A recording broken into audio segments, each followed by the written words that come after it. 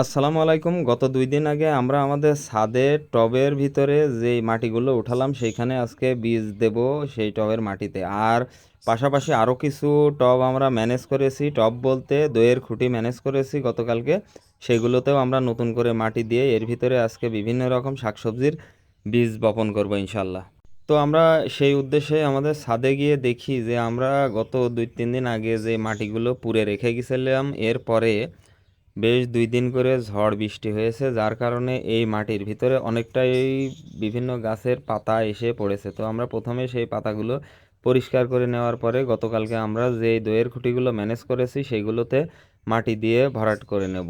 আর এই অতিরিক্ত রোদের কারণে এই মাটিগুলো অনেক শুকিয়ে গেছে। তো আমাদের এই মাটিগুলো ভেজানোর জন্য আসলে পানির লাইন করা লাগবে ওপরে। যদিও আমরা বালতিতে করে বা মগে করে পানি দিতে পারতাম, কিন্তু এখানে যে পরিমাণ মাটি আছে আর মাটিগুলো যেভাবে শুকিয়ে গেছে তাতে করে আমাদের একটু বেশি পরিমাণ পানি লাগবে। আর এই ওপর থেকে নিচ থেকে ওপরে পানি তুলতে গেলে আমাদের বালতিতে হবে না। আর আজকেও অনেক বেশি পরিমাণ রোদ, সেজন্য ওপরে আমরা একটা ড্রাম উঠিয়ে রেখেছি, যে ড্রামটাতে আমরা পানি দেওয়ার পরে পানি ভরে রাখবো এবং সেইখান থেকে মগে করে এই টবগুলোতে পানি দেবো। তো আমরা আজকে এইখানে কয়েকটা টবে সিম, শসা, কাঁচামরিচ, বেগুনের চারা এইগুলো দেবো এবং আস্তে আস্তে আমাদের এইখানে অনেকগুলো দইয়ের খুঁটি ম্যানেজ করেছি, যেখান থেকে আমরা সারা ছাদেই মোটামুটি কম বেশি সব রকমের শাকসবজি বা ফুলের চারা দিতে পারবো ইনশাল্লাহ। তো আমরা প্রথমে আমাদের যে টাপালটা দেওয়া ছিল সেই টাপালের ভিতরে মরিচ এবং বেগুনের চারা দিয়ে দেবো। এইগুলো আসলে আমরা পরে এইখান থেকে উঠিয়ে নিয়ে গিয়ে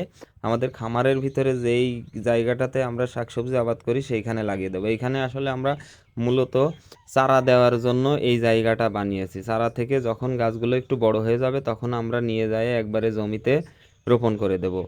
আর এর পাশাপাশি আমরা এইখানে সিম, শসা আর চিচিঙ্গা এইগুলো লাগাচ্ছি, যে আমরা এই ছাদের উপরেই বান দিয়ে দেব, কারণ এই ছাদ গরমের সময় অনেকটা গরম হয় নিচে। সেই জন্যই আর কি ছাদের উপরে যদি আমরা বান দিয়ে দিই তাহলে সূর্যের সরাসরি তাপটা আমাদের ছাদে লাগবে না, যার জন্য আমাদের ঘরও অনেক ঠান্ডা থাকবে। সেই জন্যই আমরা কিছু যেই গাছগুলো আসলে এই ছাদের উপরে রাখা যায় সেই গাছগুলো আমরা ছাদের উপর রেখে দেবো। আর বাকিগুলো এগুলো চারা লাগানোর মতো হয়ে গেলে আমরা আমাদের খামারের ভিতরে যে জমি আছে সেটাতে দিয়ে দেবো। তো মোটামুটি আমাদের লাগানো শেষ হয়ে যাওয়ার পরে আমরা এই মোটরের পাইপ দিয়ে পানি দিয়ে দিচ্ছি সব কিছুতে। দেওয়ার পরে আমরা একটু পানি ওই ড্রামটা ভরে রাখছি, কারণ সবসময় আসলে মোটরের এই পাইপ ওপরে উঠিয়ে এভাবে পানি দেওয়া সম্ভব নয়। সেজন্য একবারে উঠিয়ে রাখলে এখান থেকে আমাদের মোটামুটি ২-৩ দিন চলে যাবে। যদিও অনেকটা রোদ বেশি পড়ছে, রোদ্রের জন্য আমরা একটা আলাদা চিন্তাভাবনা করেছি যে কুচুরি পানা দিয়ে এগুলো ঢেকে রাখবো। তো সবাই আমাদের জন্য দোয়া করবেন। আসসালামু আলাইকুম রহমতুল্লাহি ওয়া বারাকাতুহু।